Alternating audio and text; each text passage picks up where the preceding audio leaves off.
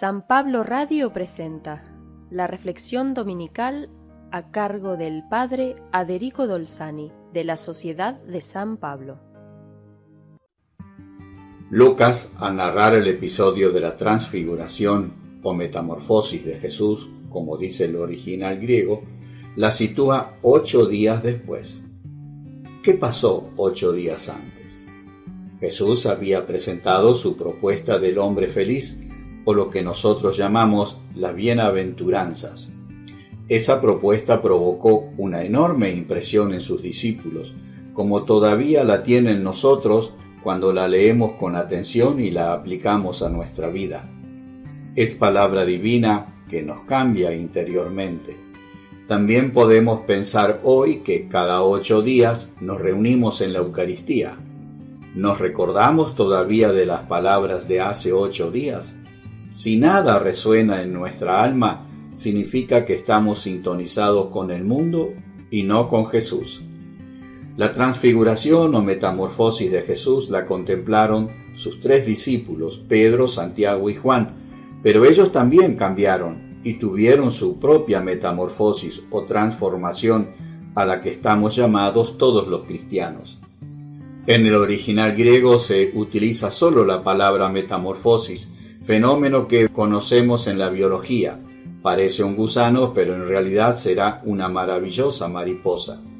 Cristo parecerá vencido, pero en realidad será el que más transformará a los hombres de todos los tiempos, y hoy nos está transformando a nosotros, como en ese momento de oración y unión con Dios, transformó la manera de pensar, sentir y obrar de sus 3 discípulos.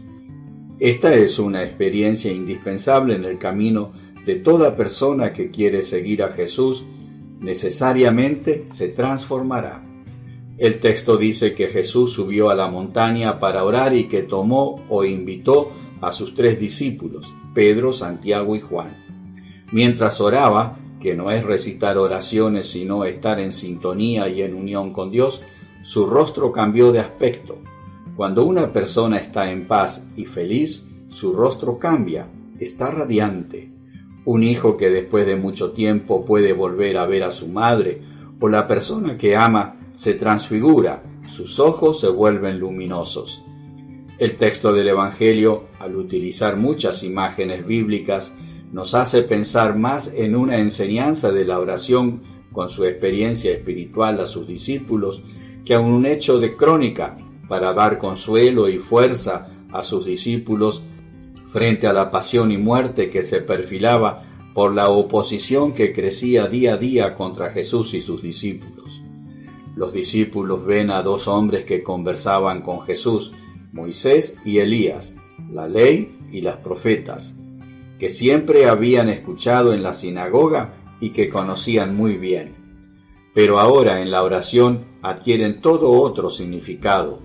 Sucede que cuando algo no se comprende o no se acepta, si se reza, si se lo medita con la ayuda de la palabra de Dios, se nos abre como un libro nuevo que nos invita a la lectura y a contemplar algo completamente diverso.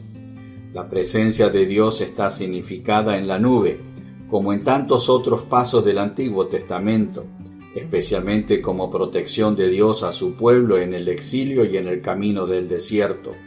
Y de la nube los discípulos escuchan la voz de Dios que les revela y les presenta a Jesús. Esta experiencia llena de felicidad a los 3, tanto que Pedro quiere levantar 3 tiendas, una para Moisés, otra para Jesús y otra para Elías, para que ese momento no desaparezca más. Pero volviendo a la realidad, ven de nuevo a Jesús solo. Pero guardaron para ellos su experiencia con Jesús. Como sucede a toda persona que tiene una experiencia espiritual intensa, la conversa solo con Dios, pero quienes conviven con esa persona experimentan su paz y serenidad, porque Él está con Dios y Dios está con Él. Que Dios te bendiga en el día del Señor.